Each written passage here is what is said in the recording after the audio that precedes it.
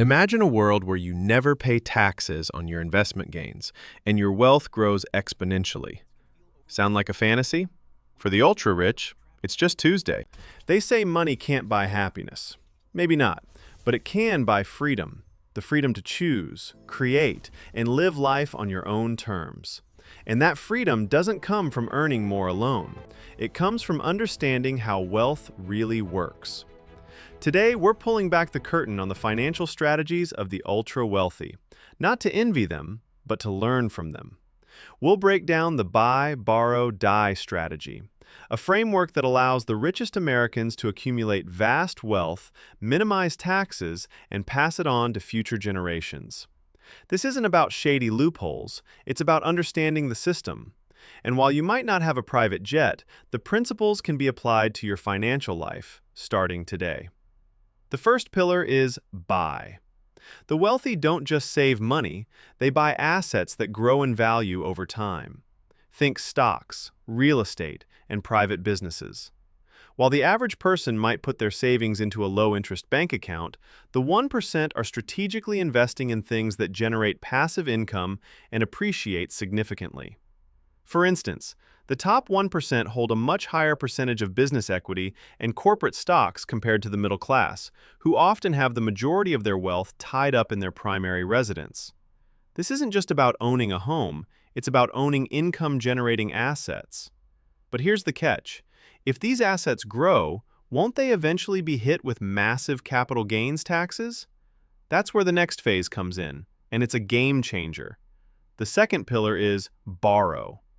Instead of selling their appreciating assets and triggering capital gains taxes, the wealthy borrow against them. They use tools like securities-backed lines of credit, or SBLOCs. These are loans where your investment portfolio acts as collateral. Lenders typically advance 50% to 95% of the asset's value. The genius? Loan proceeds are not considered income by the IRS, so they're tax-free. This allows the 1% to fund their lifestyles, make new investments, or cover expenses without ever selling their assets and creating a taxable event.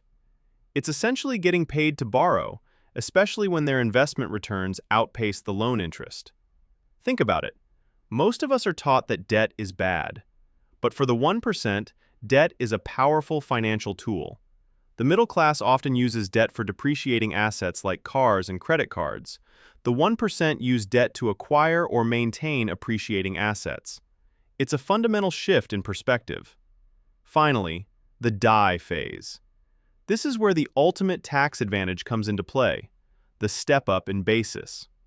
When a wealthy individual passes away, the cost basis of their inherited assets is reset to their fair market value at the time of death. This means their heirs can sell those assets the very next day and pay zero capital gains tax on all the appreciation that occurred during the original owner's lifetime. Imagine having $10 million in unrealized gains, passing away, and your children inheriting those assets without paying capital gains tax on those gains. It's a massive wealth transfer mechanism that largely benefits the ultra-rich.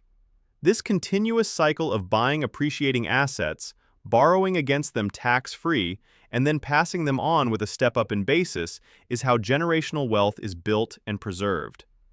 It's a system that has helped many wealthy families maintain and grow their fortunes over time. As of the first quarter of 2024, the top 1% of U.S. households held about 30.5% of all household wealth, roughly $49 trillion. This isn't just a statistic, it's the result of strategies like the ones we've discussed, combined with long-term ownership of appreciating assets. So, what does this mean for you? While the buy, borrow, die strategy in its purest form requires significant wealth and isn't practical for everyone, understanding how it works can help you make more informed financial decisions. Focus on acquiring appreciating assets, think carefully about when debt can be used productively for investments, and plan for the future. The journey to financial freedom starts with knowledge. What's your first step going to be? Let me know in the comments below, and don't forget to like and subscribe for more insights into building lasting wealth.